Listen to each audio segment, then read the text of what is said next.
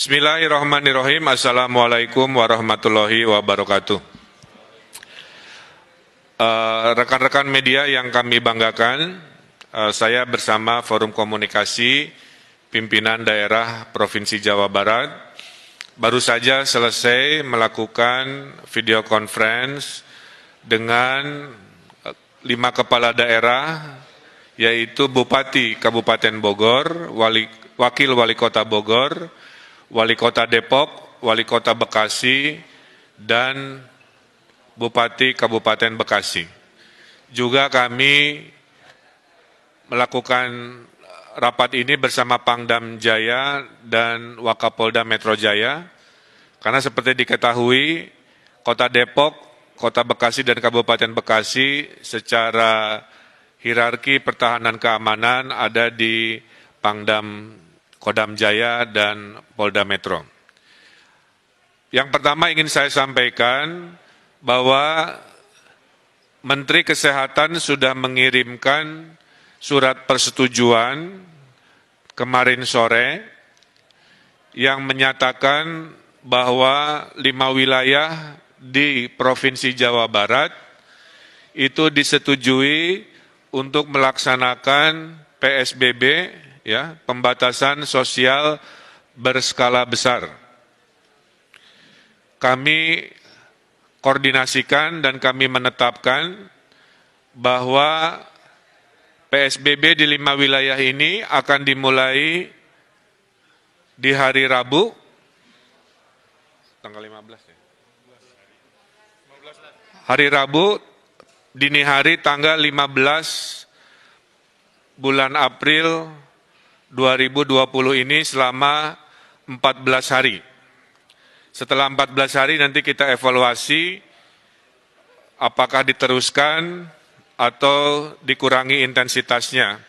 Oleh karena itu, kami sudah berkomitmen selama PSBB 14 hari ini, tes masif sebagai metode pelacakan persebaran virus akan kami maksimalkan. Per hari ini sudah 70.000 tes masif dilakukan di Jawa Barat, dan akan kami teruskan sampai target 100.000 dan seterusnya sampai target 300.000. Yang menarik dari PSBB di 5 wilayah, ada 2 yang sifatnya kabupaten. Maka kabupaten ini berbeda dengan DKI atau Kota Bogor, Kota Depok, Kota Bekasi, mereka memiliki desa, sehingga tidak bisa diperlakukan PSBB-nya persis seperti yang wilayah kota, seperti contohnya DKI Jakarta.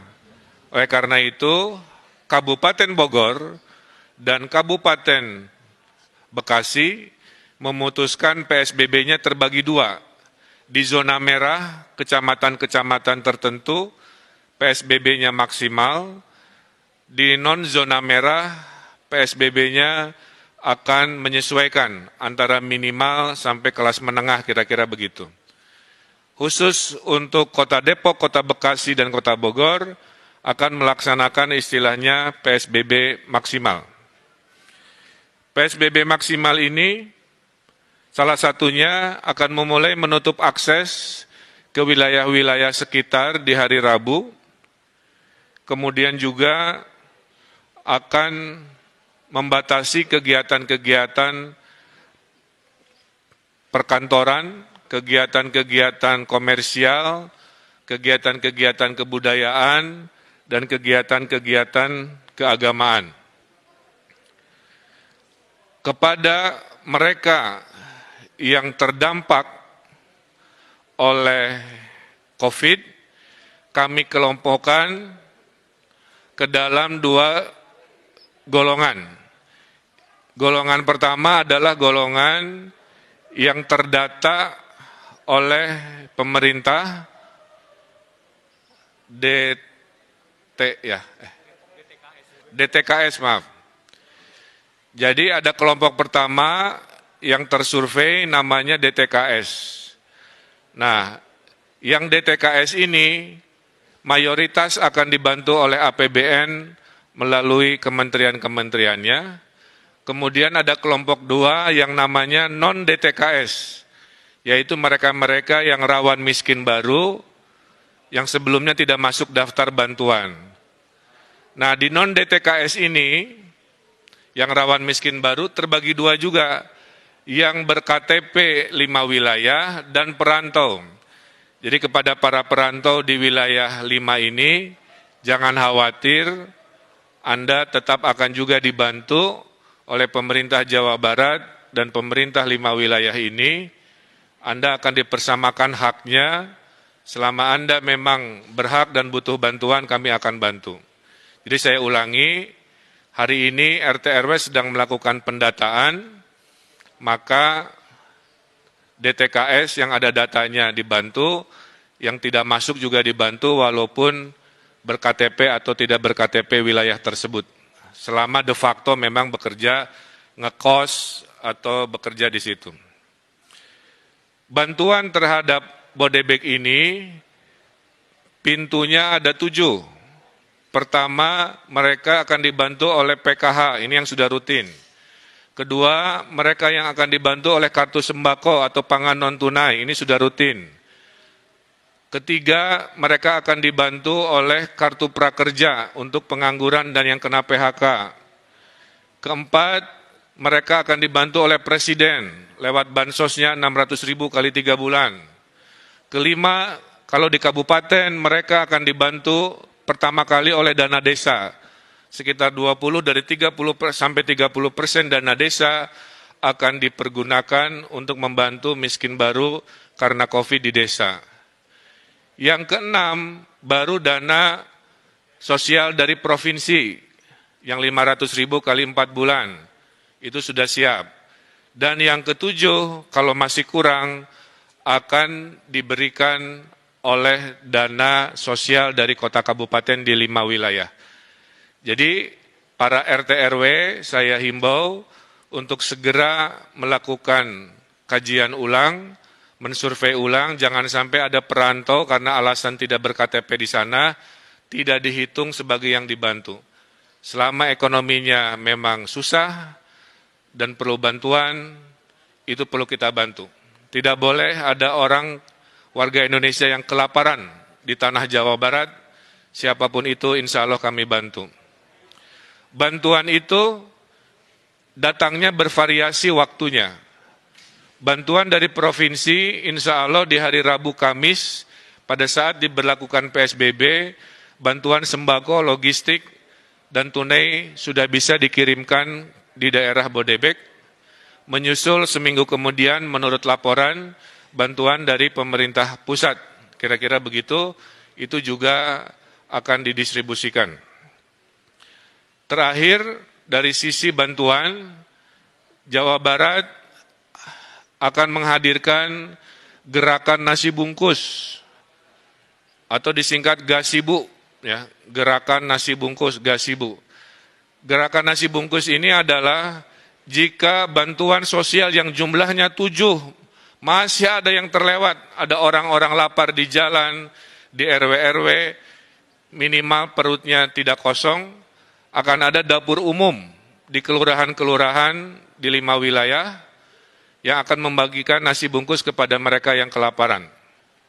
Kami mohon, disinilah sila ketiga persatuan Indonesia kita harapkan, maka kepada mereka yang mampu menyumbang makanan atau nasinya atau apa, silahkan koordinasikan dengan RW masing-masing untuk membantu kesetiakawanan sosial kepada mereka yang mungkin tidak termasuk atau terlewat oleh bantuan formal dari pemerintah. Jadi di Jawa Barat insya Allah dijamin tidak ada mereka yang berkesusahan yang tidak dibantu oleh bantuan pemerintah baik formal maupun non formal.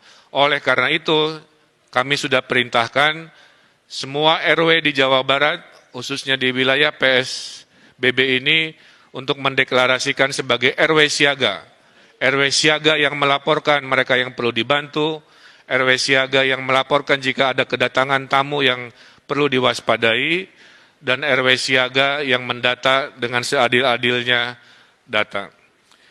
Nah, terkait sanksi, perbedaan PSBB dengan sebelumnya, sebenarnya hampir sama, bedanya dulu tidak ada sanksi.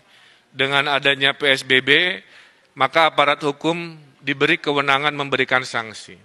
Nah, sanksinya kami serahkan kepada wali kota dan bupati menyesuaikan dengan kebijakan diskresi dari wali kota bupati.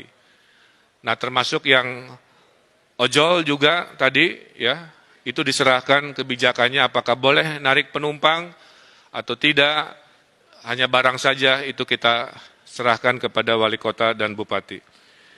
Dan kepada pabrik-pabrik yang masih buka, sudah kami arahkan, tolong di SK-kan mana industri-industri yang masuk strategis dan boleh dibuka, dan mana yang harus tutup dulu. Bagi yang akan dibuka, diwajibkan memberikan rasa aman. Jadi pabrik industrinya harus melakukan tes masif juga kepada karyawannya. Setelah tes masif dilakukan, maka bupati, wali kota selama PSBB mengizinkan mereka jika membuktikan tidak ada yang positif di pabrik itu melalui tes masif tersebut, tentu dengan social distancing dan protokol kesehatan. Terakhir dari saya adalah PSBB di Jawa Barat ini akan ada 3 tahap.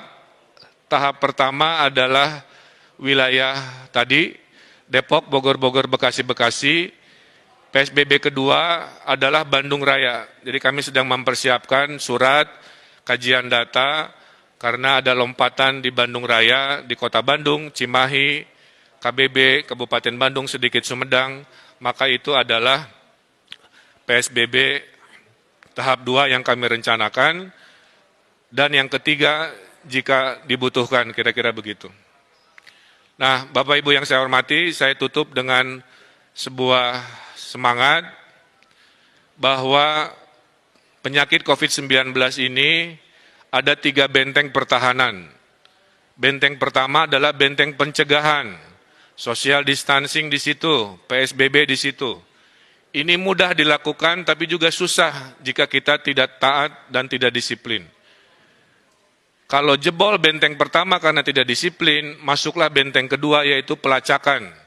Dengan pelacakan kita tahu di mana klaster-klaster penyebaran virus. Kalau pelacakan gagal dan jebol, baru benteng terakhir yang kita punya yaitu benteng perawatan terhadap mereka yang sakit.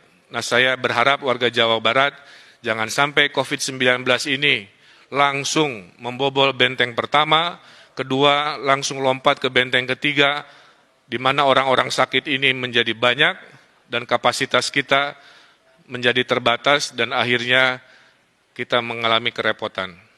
Kalau tidak ada halangan, menurut hitungan, kalau PSBB ini lancar harusnya akhir Juni kita bisa tren turun COVID-19, tapi kalau tidak disiplin di PSBB ini, kita khawatir COVID-19 ini masih berlanjut di bulan-bulan berikut yang melelahkan. Dan saya juga menghimbau kepada TNI Polri untuk memberikan tindakan tegas kepada provokator-provokator selama PSBB ini, baik provokator dengan berita bohong di media-media sosial maupun vandalisme-vandalisme yang mengajak anarkis, itu juga sudah dilakukan tindakan-tindakan yang tegas. Mudah-mudahan dengan kekompakan, dengan kebersamaan, dengan ketaatan, insya Allah kita pasti menang melawan COVID-19 ini. Saya kira itu pengantar dari saya. Saya persilahkan jika ada 1-2